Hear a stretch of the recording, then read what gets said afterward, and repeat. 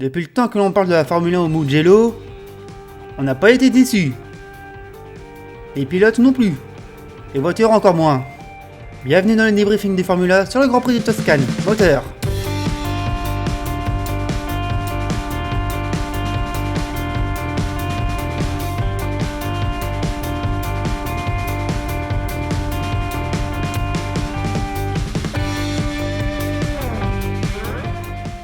Salut à tous, bienvenue pour ce débriefing spécial pour la Formule 1 car nous entrons dans la mi-saison de l'année 2020, une deuxième partie qui sera très particulière et ça a commencé dès ce week-end avec pour la première fois le Grand Prix de Toscane, j'ai du mal à le dire Toscane. Et pour la première fois sur le Mugello, ce circuit qui accueille le Grand Prix d'Italie pour le MotoGP, un tracé de 5,2 km qui est très vallonné, très rapide et surprenant pour ces voitures qui sont les Formule 1. Alors, je suis tombé sur le charme de ce tracé old school, avec ses graviers, ses enchaînements, simples comme compliqués, sa voie des stands qui est étroite, des virages à l'aveugle, et quand on parle de virage, le premier d'ailleurs, qui est un vrai juge de paix car c'est un endroit qui permet toutes les possibilités de dépassement. Eh oui, comme certains je découvre le circuit du Mugello. Dites-le dans les commentaires d'ailleurs si vous découvrez également ce tracé de Toscane pendant ce week-end de Formule 1. Et donnez vos avis si, des fois, vous voudriez le revoir. Pour moi, c'est un grand oui. Je comprends pourquoi ils veulent accueillir la F1 à la place de Monza. Alors, à voir dans l'avenir si on reverra ce tracé qui est validé pour beaucoup de monde. Et ce week-end au Mugello, qui est un circuit qui appartient à Ferrari, il n'y a pas mieux comme endroit pour fêter le 1000e Grand Prix de la Scuderia, avec cette teinte de rouge qui rend hommage aux premières voitures qui ont roulé en 1950 dans le championnat. Une fête un peu gâchée, mais pas pour les résultats en piste, je vous rassure, on y reviendra après les classements. Et on commence à parler de ce week-end de course tant attendu, et ça commence par les qualifications, c'est parti. Alors qu'allait donner cette qualification sur ce circuit ? Bien, à part que c'était beau à voir, on n'a pas vraiment eu pour notre argent à cause d'une hiérarchie qui reste la même devant. Par contre derrière c'était un peu plus intéressant. Déjà à commencer par l'élimination du dernier vainqueur en course, Pierre Gasly. Eh oui, le français a connu une panne de MGUK et il a dû s'arrêter très tôt en Q1. Ce qui est dommage parce que il était très bon Gasly ce week-end. Il était propre, il devait faire ce qu'il avait à faire. Il s'était vraiment concentré. Je sais qu'il a vécu une grosse semaine après sa victoire à Monza. Mais à un moment, il s'est dit, allez, je me concentre sur la course et on y va. Malheureusement, tout s'est arrêté en Q1 pour un problème technique et d'autres éléments, bien sûr, qui n'ont pas permis d'aller plus haut sur la grille. Du coup, cette élimination précoce du pilote normand a permis à d'autres pilotes d'en profiter, que ce soit Raikkonen ou Grosjean. Mais bon, même eux n'iront pas plus loin. La suite de la séance nous promet vraiment une lutte serrée pour la pole position entre les Mercedes, avec un Valtteri Bottas qui domine les essais depuis le vendredi, et un Lewis Hamilton qui cherche son rythme et ses limites sur cette nouvelle piste. Et si on pensait avoir Max Verstappen en arbitre, il n'en sera rien, et dommage. Et la preuve avec la pole position de Lewis Hamilton et la 95e dans sa carrière et la 120e pour Mercedes, et tout ça devant Valtteri Bottas pour seulement 59 millièmes d'écart comme en Espagne. Derrière eux, on retrouve Verstappen et Albon qui a réussi sa meilleure qualification en carrière. Charles Leclerc au 5e avec sa Ferrari devant Perez et Stroll. Ricciardo, Sainz et Ocon qui ferment le top 10. Et sur la grille de départ, les Racing Point échangent leur position. Norris est seulement 11e. Raikkonen est 13e devant Vettel et Grosjean. Suivent Gasly, Giovinazzi, Leo Williams et Kimi Magnussen qui ferment la marche. Alors Sergio Perez, lui, a reculé d'une place sur la grille après avoir accroché Raikkonen lors de sa sortie des stands pendant la deuxième séance d'essais libres. Ce qui est étonnant, c'est pas la panne du cerveau du Mexicain, c'est plutôt sa pénalité. Une place. Alors non seulement c'est clément comme pénalité, et surtout C'est surprenant à voir ce genre de pénalité en Formule 1. Parce que d'habitude, on est habitué à des pénalités de 3 places ou de 5 places sur la grille. Mais alors ici, une seule, c'est comme si le pilote se prenait une réprimande. Voilà. Ça me fait rire, je trouve ça drôle parce que se prendre une place sur la grille, limite c'est du n'importe quoi. Car imaginez la même pénalité pour le pilote qui signe la pole le samedi et qui part deuxième le dimanche avec sa pénalité d'une place. C'est un peu risible, franchement. Et c'est même la pénalité qui ne représente pas la Formule 1. Ça leur ressemble pas. On a toujours des rétrogradations sur la grille qui sont plus dures et plus injustes même. Là, limite, on te met au coin de la classe parce que t'as bavardé avec ton camarade. Franchement, je serais pas surpris qu'un jour, on voit arriver des stop and go de 1 seconde en Grand Prix. Oui, alors des stop and go de 1 seconde, c'est pas une bêtise que je vous dis, je l'ai déjà vu. Et ça, c'était pas en monoplace, c'était plutôt en GT. Peut-être que c'était à Pau pour le GT4 français de mémoire. Alors c'est vrai que le GT, contrairement à la Formule 1, c'est plus flexible au niveau des pénalités, mais ça peut être rapide, comme ça peut être très strict. Et si d'ailleurs vous n'avez jamais vu des courses de GT, je vous invite à aller voir le GT World qu'on appelait avant le Blancpain, avec le GT3, le GT4. C'est des catégories de courses qui sont très spectaculaires, qui sont vraiment prenants.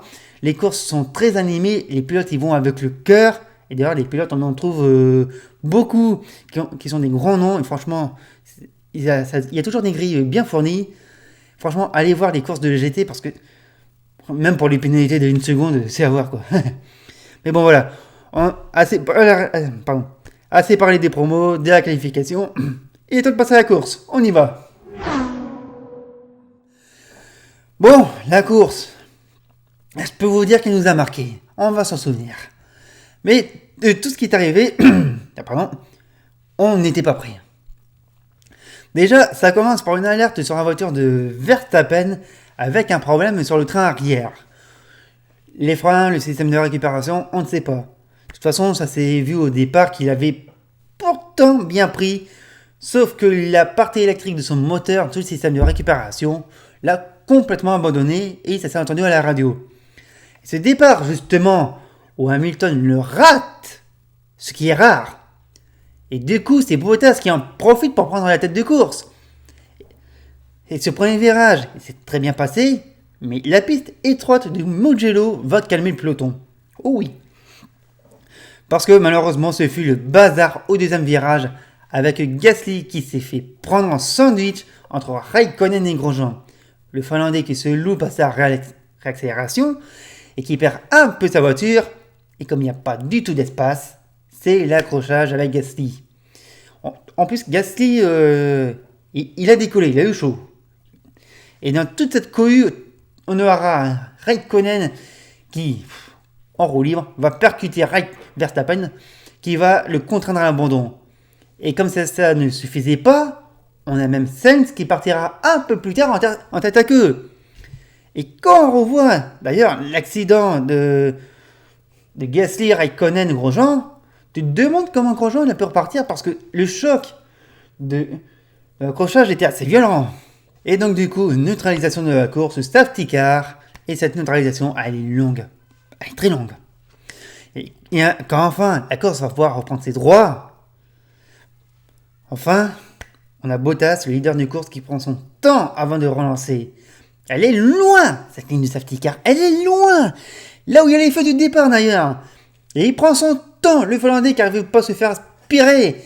Il prend vraiment son temps. Et enfin, ça y est. Il y va, ça repart. Oh merde. Oh le carton derrière. Oh là là. Oh la violence de l'accident. Oh. Bottas était tellement lent à relancer cette course que les autres pilotes en queue de peloton ont hésité à repartir et se sont tous observés. Et quand enfin ils y vont, on a Magnussen qui n'arrive pas assez vite pour y aller. Et derrière lui, Giovinazzi le percute mais d'une violence. Tout comme Sainz et Latifi. Mais non, qui a été chanceux, c'est Grosjean. Oui, encore lui. La tonne de débris qui s'est pris.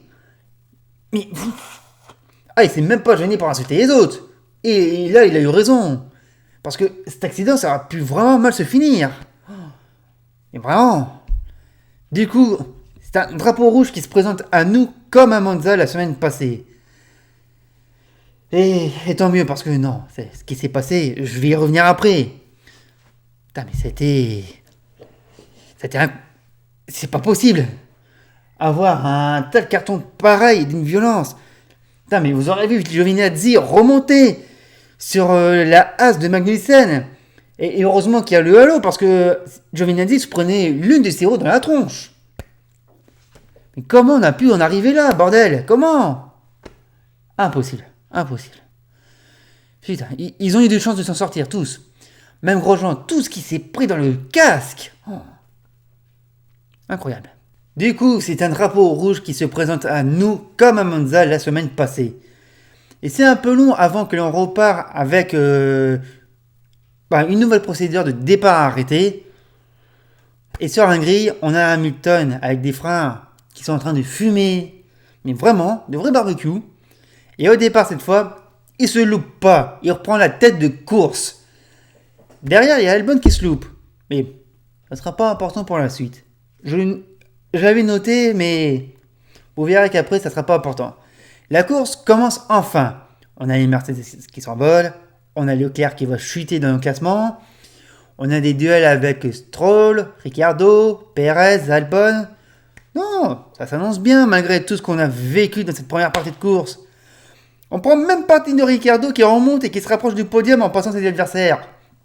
Il sera même en lutte avec Stroll et fera l'undercut sur le Canadien. Il y a aussi Bottas qui essaye d'enfumer son garage sur la stratégie des pneus. Ça n'a pas marché. Tout le monde sera à la même enseigne. Point final. Et du coup, la course trouve enfin son rythme. Ça se calme jusqu'à temps qu'un autre événement se produit. Et celui-là non plus, on n'était pas pris. Celui-là non plus. Mais je sais pas si entre celui du départ ou de la relance, je sais pas si ce troisième accident c'était le plus violent. La sortie de Stroll dans le deuxième virage, je sais plus le nom de ce virage, mais je sais que c'est l'un des virages les plus rapides du circuit. Oh la vache. La Racing Point, qui semblait pourtant être en un seul morceau après l'accident, merde, a été détruite. Le châssis complètement plié.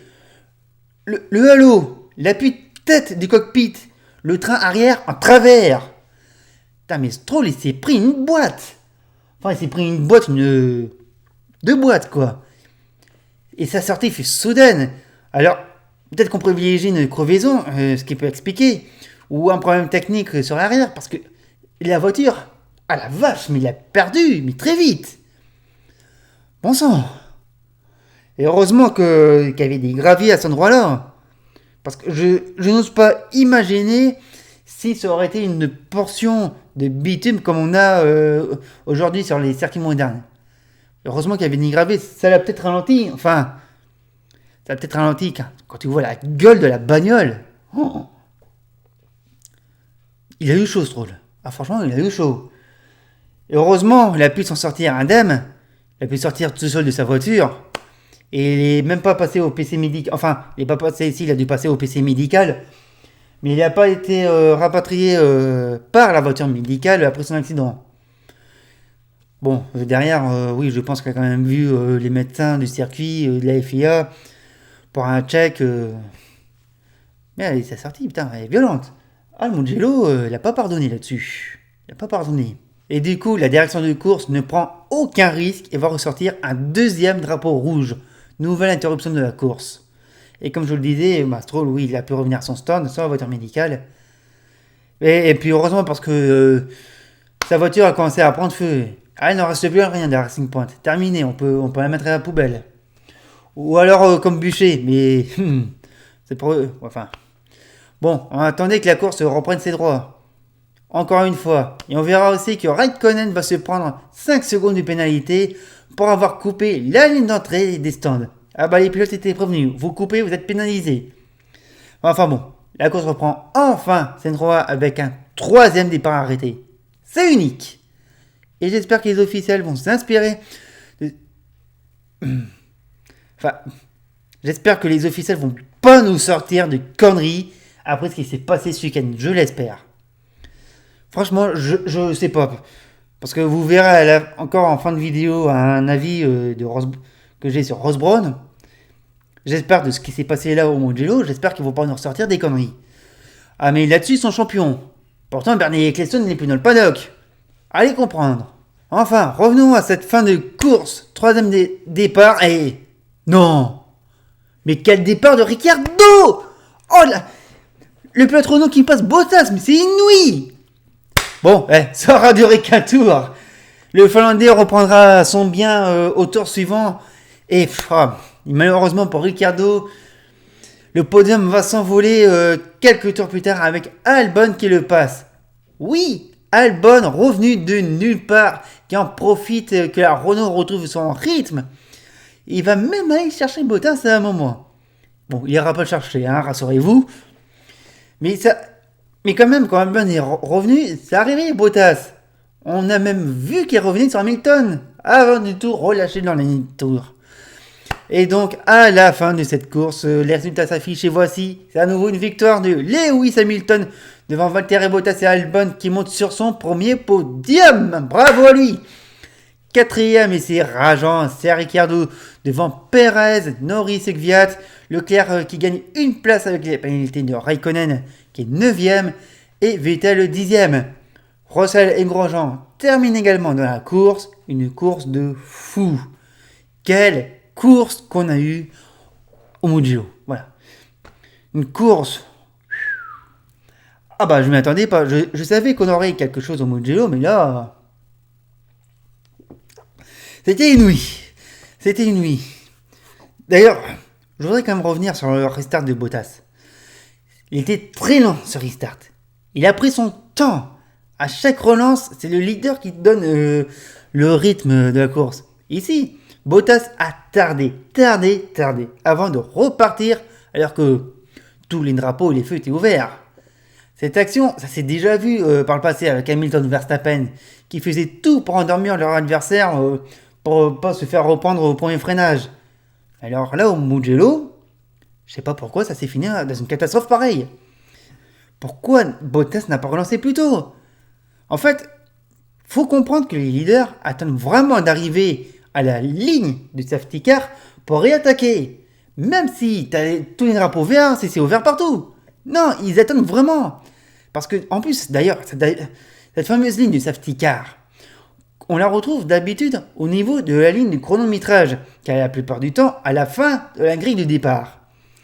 Ici, la ligne de safety car du chronométrage, c'était également la ligne de départ. Et la chose qu'il faut aussi prendre en compte, et c'est le plus important, tant que les pilotes n'ont pas passé cette ligne, ils n'ont pas le droit de doubler. Vous voyez comment ça peut finir à une incompréhension pareille. Il y a aussi Magnussen qui n'a pas tilté quand de la relance alors qu'il devait avoir le même rythme que les autres. En plus, tout le monde s'est cherché, s'est observé. On y va pas. En fait, c'est pas normal ce qui s'est passé dans cette relance. Si on fait la généralité de tout ça, c'est pas normal. C'est une relance tardive, une ligne du safety car, des drapeaux verts partout, la réaction des pilotes. Vous voyez cet ensemble.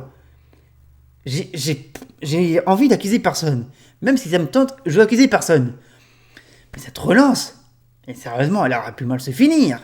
Vu comment tout le monde était regroupé. Et je ne sais pas comment, mais je pense qu'il faut revoir de toute urgence cette procédure de relance de course après les safety cars. Mais que faire ? Je vous dis, je sais pas comment on pourrait faire. Après, dans l'idée à chaud, je sais pas, c'est s'inspirer de l'IndyCar où les pilotes sont sous les ordres des stands ou de leurs spotters à chaque départ qui disent attends, vert, vas-y. Je sais pas. Peut-être que vous avez un avis différent, peut-être accuser quelqu'un, je sais pas. Mais donnez votre avis en commentaire, ça serait génial de savoir s'il y aurait une solution ou une nouvelle procédure à adapter, je sais pas. Mais ce qui s'est passé à ce moment précis de la course, ce n'est pas du tout normal. Que ça termine encore en carton et en drapeau rouge comme ça, c'est pas normal. C'est pas normal. Voilà. Bon, assez parlé de la course, de refaire les histoires de procédure. Et il est temps de passer au bilan des équipes. On y va. Le bilan des équipes est en commence avec Mercedes qui a maîtrisé encore une fois ce week-end, que ce soit en qualification et en course. Et pourtant, ce ne fut pas une sinécure, si on en croit un Hamilton très marqué à la descente de sa voiture. Et pourtant, il y a eu 2 arrêts de course, hein. Mais malgré tout, on voyait et il était marqué. Hamilton a bien rattrapé son premier départ complètement raté. C'est rare, comme je vous l'ai dit, qu'il nous fasse ce genre d'erreur. Mais voilà, il s'est quand même rattrapé et est allé chercher à nouveau une victoire, la 90e en carrière. Alors, encore une, et là, il égale Michael Schumacher. C'est triste, il va faire ça en Russie. Enfin. Putain, Bottas. Je passe directement à Bottas parce que lui, il doit avoir la rage. Il maîtrise les 3 séances d'essai. Et se fait battre pour presque rien par son coéquipier. Pourtant, il avait pris un super envol. Mais tous les faits de course lui ont tout gâché. Et ce 3e départ, là c'est la fin. Se faire passer par Ricciardo et se réveiller parce qu'on a Albon qui revient au galop derrière. Pardon, mais Bottas sera pas champion s'il continue comme ça. Il lui manque toujours quelque chose par devant Hamilton. Et c'est pas faute de travailler dur. Mais là, il faut hausser le ton. Il faut le monter au rythme. Il n'a pas le choix. Il doit vraiment changer de plan Bottas. Et maintenant. Parce que là, on le perd définitivement le Finlandais. On passe à Red Bull avec une deuxième ligne pour Red Bull. Et avec au passage la meilleure qualification pour Albon le samedi. Et surtout un podium inespéré pour lui dans une course qui semblait être une procession pour le pilote thaïlandais. Et c'est amplement mérité pour lui. Depuis le temps qu'on le met en doute aux côtés de Verstappen. Et aussi dans l'équipe de Red Bull. Et surtout à Red Bull. Ils vont peut-être enfin comprendre qu'ils ont 2 pilotes dans leur équipe et pas qu'un seul. D'ailleurs, Verstappen, ça n'aura pas duré longtemps. Son abandon, qui était sûrement programmé par son problème mécanique, on l'a bien vu au départ. Bon départ, et puis peu de puissance. Et vu comment il a commencé à s'énerver, ça va commencer à être tendu entre lui et son équipe. Ça promet de faire des étincelles. Oh oui. On passe à Racing Point, revenu après 2 courses en demi-teinte, malgré le podium de Monza. C'était bien cette 3e force du week-end. Et pourtant, ils ont terminé sur une patte. Alors oui, Perez a pu sauver les meubles malgré tout, mais c'était Stroll qui était vraiment en leader de course pour l'équipe. Sans son problème et sa grosse sortie, ça aurait pu être encore un très bon résultat pour lui, et peut-être même encore un podium pour Racing Point, qui est censé être une équipe qui doit pas vivre longtemps. Dommage pour Stroll, puis plus de peur que de mal. C'est un week-end un peu raté pour Racing Point, du coup à nouveau. Et de toute façon, Racing Point, on les retrouve juste après. Allez, McLaren qui a galéré ce week-end en Toscane, et pourtant avec une Norris, ils ont pu sauver quelques points. En plus, Norris déjà il part de loin parce que sa sortie le vendredi après-midi, sa qualification. Et dans son ensemble, McLaren était vraiment loin du compte. Et que dire du crash de Sainz à la première relance. C'est malheureusement une victime de tout ça et ça coûte cher à McLaren de ne pas avoir les 2 voitures à l'arrivée et dans les points. Dommage. Et pour son anniversaire, Ferrari a pu sauver les meubles, portant la 5e place de Leclerc sur la grille et son départ aurait pu faire plaisir aux tifosi. Enfin, c'était encore une course dure pour lui et j'ai l'impression qu'il commence à perdre patience comme Vettel. Ah ouais, là il commence à perdre patience. Et franchement, Ferrari a survécu dans cette course avec beaucoup de labeur. Qu'est-ce que ça va être les prochaines courses ? On passe à Renault et... c'est pas passé loin du podium. Quelle occasion manquée encore ce week-end. Le 2e drapeau rouge aura tout ruiné pour l'équipe française. encore au pied du podium pour Ricciardo, qui lui aussi commence à en avoir marre. Et pourtant, Renault, ils étaient bien le vendredi, mais samedi, plus personne. Et franchement, ils auraient pu faire quelque chose ce week-end encore une fois. Ils auraient pu, mais non. Et Ocon, qui ne tente qu'un seul run en Q3 et qui le ruine. Bordel. Il se passe quoi avec Ocon? Il est sous pression. Il a la chance de se rattraper d'un week-end à Monza complètement raté. Et là, il nous refait une bourde en qualif. Honnêtement, ce que ça fait Ocon samedi en qualif, c'est risible. Bon, son abandon pour les freins qui prennent feu va le sauver, mais bon. Ocon, il était là. Qu'est-ce que ça va être l'année prochaine avec Alonso à ses côtés? Je vous le demande. C'est pas un bon week-end non plus pour AlphaTauri avec Gasly qui connaît un problème électrique en Q1, je vous en ai parlé dans les qualifications, qui doit abandonner en début de course. Vraiment à oublier pour le dernier vainqueur en Grand Prix. C'est vraiment dommage. Bon, heureusement que Kvyat récupère quelques points pour l'équipe, malgré une course où il est encore dans l'ombre, et c'est un peu dommage pour lui. Et encore, au moment où on enregistre, il est convoqué pour le commissaire. Donc ça, c'est aussi un épisode à suivre. On passe à l'Alfa Romeo qui retrouve les points depuis l'Autriche d'ailleurs, depuis le premier Grand Prix d'Autriche, malgré la pénalité que s'est pris Raikkonen. Et franchement, ça fait plaisir pour nous de les revoir à ce niveau. Mais bon, le bilan est quand même très mitigé pour eux, surtout avec Giovinazzi qui suit encore une grosse frayeur, mais là, c'est indépendant de sa volonté. Oh, l'accident, il a eu chaud. Et c'est tout ce que j'aurai sur Alfa Romeo. Pour une fois que j'ai quelque chose pour eux, c'est pas assez. On passe à As qui peut se demander comment la voiture de Romain Grosjean a pu tenir jusqu'au bout, rafistolé au scotch et à l'arrivée malgré tout. Oh, allez donc. Mais bon, même s'il nous fait une grosse performance, Grosjean, je pense qu'il va très bien s'entendre avec les pilotes à la prochaine réunion du GPDA dont il est le président. Surtout avec son coéquipier Magnussen, où je veux rien dire sur lui. Voilà. Magnussen, merci, au revoir. Et on finit avec Williams. Et j'ai rien sur Latifi, pardon pour lui. Mais pour Russell, Russell, qui aurait pu marquer ce point pour lequel il court encore. Bordel, mais laissez au moins à Williams se marquer des points. Je sais pas moi, les Ferrari, garez-vous la prochaine fois. Et en plus, il était dans les points, il pouvait les marquer. Et puis, tous les événements de course qui ruinent tous les efforts de l'anglais. Quel gâchis. Oh là là. Et encore une fois, on termine mal ce bilan avec les efforts de Williams qui sont toujours pas récompensés. Encore une déception. Mais franchement, je pense que ça peut venir les points avec Williams. Je pense qu'à un moment ça va venir, il y aura un déclic et qu'ils vont enfin aller les chercher.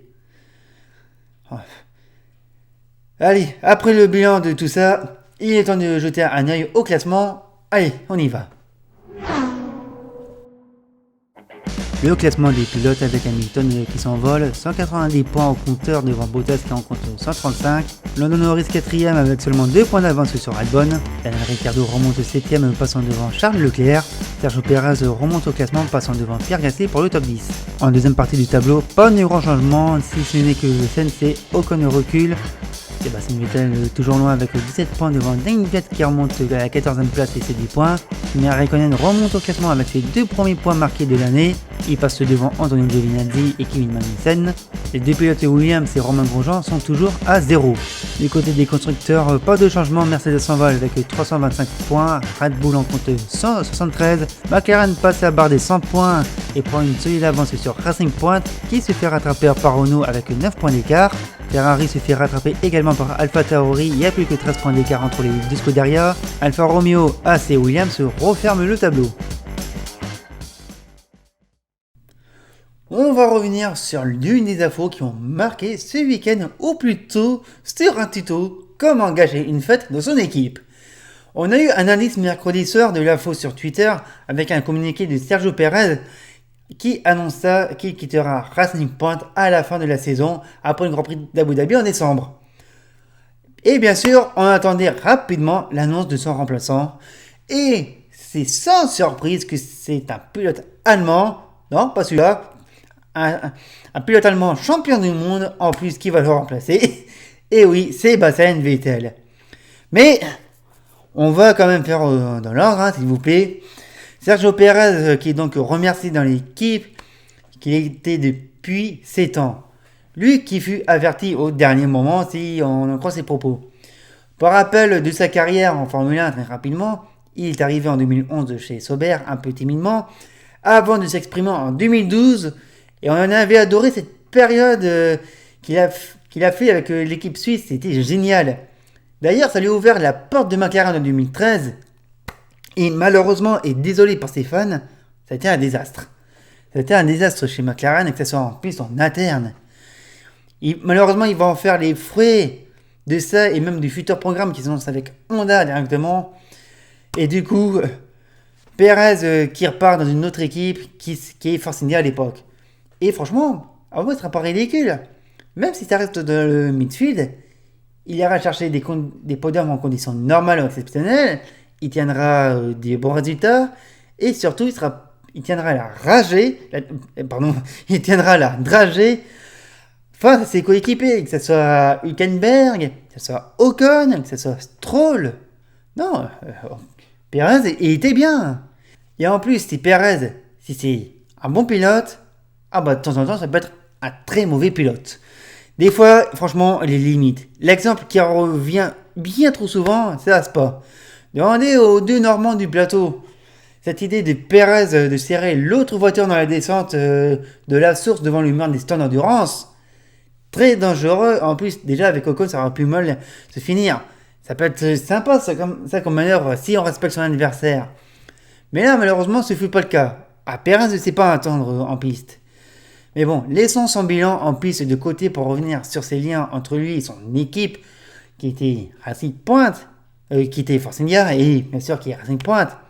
Parce que surtout, il faut se souvenir qu'en 2018, quand Force India est vraiment à 2 doigts de disparaître, c'est Pérez qui met toute l'équipe en redressement judiciaire pour la sauver. Ça a permis d'ailleurs de sauver toute la structure par le rachat de Lawrence Stroll. Et puis la suite, on la connaît. Il y a ce projet Aston Martin, aussi racheté par Stroll avec un consortium à côté, qui va faire revenir la marque anglaise en Formule 1. Et je pense qu'il fallait une figure du pro pour mener à bien ce projet. Et Pérez, avec Stroll, ça aurait pu être le candidat idéal.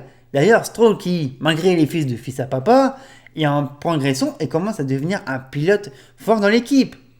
Sauf que, début mai, tout est changé avec l'annonce de Ferrari qui se sépare très violemment de Vettel et Stroll père qui voit peut-être en Vettel un leader pour Aston. Je vais revenir après. En fait, ce qui aurait pu sauver Pérez dans l'équipe, ça aurait pu être ses résultats qui commencent à chuter. Voilà. Et aussi, il ne faut pas se le cacher, ses soutiens financiers, qui apparemment n'étaient pas assez suffisants pour suivre l'an prochain. Le plus dur pour le Mexicain, c'est que dans son communiqué qu'il nous a sorti, il n'a pas de plan B. C'est inquiétant parce que malgré tout, on perd un pilote avec un feedback qui n'est pas à négliger. S'il reste en Formule 1, s'il arrive à retrouver une place, l'option qu'il a, et peut-être la seule, c'est d'aller chez Haas. Parce que quand on écoute Gunther Steiner, qui est prêt à garder ses pilotes comme à s'en séparer, ça peut être une bonne option. Ça pourrait être même très intéressant pour les deux de travailler ensemble. Bon, il y en a aussi qui parlent d'Alfa Romeo, mais bon, il faut regarder de ce qui se passe du côté de la Formule 2. Il y a aussi des tractations en coulisses entre Fred Vasseur et Kimi Räikkönen. Je ne pense pas qu'il soit favori pour retrouver son équipe avec laquelle il a commencé. Mais je pense qu'on pourrait en revenir dans les transferts. Et d'ailleurs, la rumeur de voir Pérez de chez Red Bull, je suis désolé. On parle même de Hülkenberg. Et pourquoi pas de Pastor Maldonado, tant qu'on y est, hein? Non, la seule solution de Pérez, et s'il veut rester en Formule 1, c'est Haas. Et ouais. Ou le pire des cas, c'est quitter la F1. C'est le pire des cas. Il pourrait partir en IndyCar où les anciens F1 ils prennent plaisir. Quand on regarde ce que fait Alex Rossi, Marcus Ericsson. D'ailleurs, Zach Brown a déjà émis l'idée de le signer avec McLaren Arrows. Donc c'est pour dire. Et une autre option, c'est l'endurance. Mais alors là, j'y crois pas.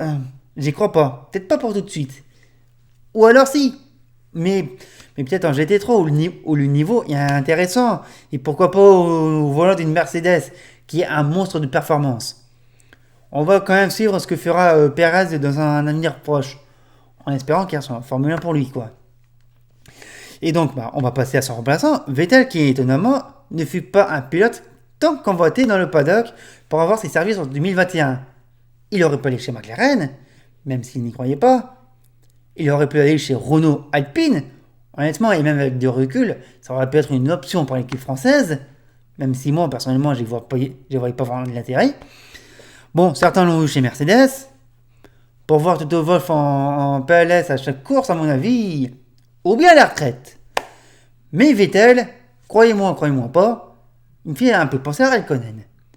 Dans l'envie du pilotis des fins dans la catégorie Rennes Sport Auto, c'est un beau prétexte. Et surtout, Vettel, c'est un amoureux de la Formule 1. D'ailleurs, si vous suivez l'actualité, il s'est même acheté la Williams 92 de Mansell. Il est même allé voir le passage des voitures à Monza de la parabolique après la qualification. Surtout partir dans une nouvelle équipe, ça va lui faire du bien. Quand on regarde comment ça se passe avec Ferrari depuis le mois de mai, lui changer d'air, ça va le remotiver, même s'il part totalement dans l'inconnu. Ensuite, il y a le moment où il annonce. Alors peut-être qu'il aurait pu attendre une semaine, mais non. Il a voulu fêter à sa manière le 1000e Grand Prix de Ferrari. Allez hop! Cette équipe que le pousse dehors comme une... c'est un beau pinet qu'il fait, voilà. Après, si l'annonce est tombée là, c'est peut-être qu'il a dû se passer quelque chose en coulisses, qui sait. On a annoncé d'ailleurs son arrivée en Belgique. Il n'en fut rien.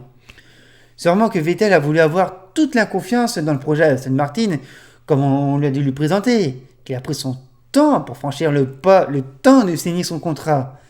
Et la bonne nouvelle dans tout ça, malgré tout, c'est que l'on garde un quadruple champion du monde sur la grille. C'est ce qu'il faut se dire. Et la mauvaise nouvelle, parce que je vais quand même lui en mettre une, il va devoir prendre son mal en patience, ce Vettel. Mais bon, avec le feedback qu'il a, il peut apporter beaucoup de choses à Aston Martin et à Alan Stroll également. C'est ce qu'il faut se dire. Et on va aussi finir par Otmar Szafnauer, c'est dur à lire, le team manager de l'équipe qui est censé connaître tout dans son équipe. Sauf là apparemment. En début de semaine, c'est lui qui nous confirmait que ce serait un duo Perez-Stroll au volant des deux voitures en 2021 et que Vettel ne fut jamais une option. Voyons. C'est pas comme si depuis plusieurs mois on annonçait une possible arrivée de Vettel à Silverstone. Mais pour lui, non, ce n'était que des rumeurs. Alors c'est aussi Otmar, je vais l'appeler comme ça, c'est aussi Otmar qui disait que la RP20 était légale, que ce n'était pas une copie de la Mercedes 2019. Ça aussi on l'a cru, hein. T'as vu le résultat derrière. Non, d'ailleurs, tout ce que je peux dire sur Otmar, en fait, on a du mal à savoir si c'est vrai ou si c'est de l'intox, ses propos. Là encore, on ne sait pas s'il a voulu nous endormir ou s'il ne savait rien des tractations entre Vettel et Stroll. Mais pour un patron d'équipe, ça fait tâche d'avoir des propos qui sont vraiment démentis très rapidement. Et honnêtement, je me demande même s'il sera encore dans la partie en 2021, tellement qu'il est crédible à ce poste. Ça sera à suivre. En attendant, pour résumer tout ça, c'est dommage de voir que Perez perd son volant. Stroll n'avait quand même pas viré son fils, d'où moins pas maintenant. Et en espérant que le Mexicain retrouve un volant plus vite. Et aussi, c'est une bonne nouvelle de garder Vettel sur la grille. Et pour Otmar, on verra. Aston Martin en 2021, je sais pas ce que ça donnera, mais on regardera ça de près, franchement. Et pour finir sur un propos de Ross Brawn qui voudrait quand même reposer la question sur les grilles inversées suite à la course de Monza. No, God! Merci. Et merci à vous d'avoir suivi la vidéo jusqu'au bout. J'attends vos avis dans les commentaires sur cette course qui nous laisse de marbre. Et honnêtement, je sais pas si on reviendra au Mugello un jour pour un Grand Prix. Franchement, voilà. Mais j'espère que ça sera cette fois dans de bonnes conditions. La prochaine course, et ça c'est une bonne nouvelle, c'est dans 15 jours, c'est à Sochi pour le Grand Prix de Russie, et en public. Alors, pas ici, mais le public là-bas. Hein. Parce que oui, enfin, on va pouvoir prendre un peu d'air pour respirer, c'est dans 15 jours, là ça va faire du bien. D'ailleurs, le calendrier va reprendre un rythme un peu normal pour les Grands Prix, une semaine sur deux, ça va nous faire du bien, ça va détendre tout le monde. Ça va faire du bien. Et avant de vous quitter, n'hésitez pas de vous abonner à la chaîne, la cloche pour être informé pour les mises à jour en ligne, le Twitter du debriefing pour être à jour sur l'actualité et aussi pour d'autres conneries qu'on peut sortir. Voilà, et on va pouvoir se reposer un peu. Merci à vous, bravo et à bientôt.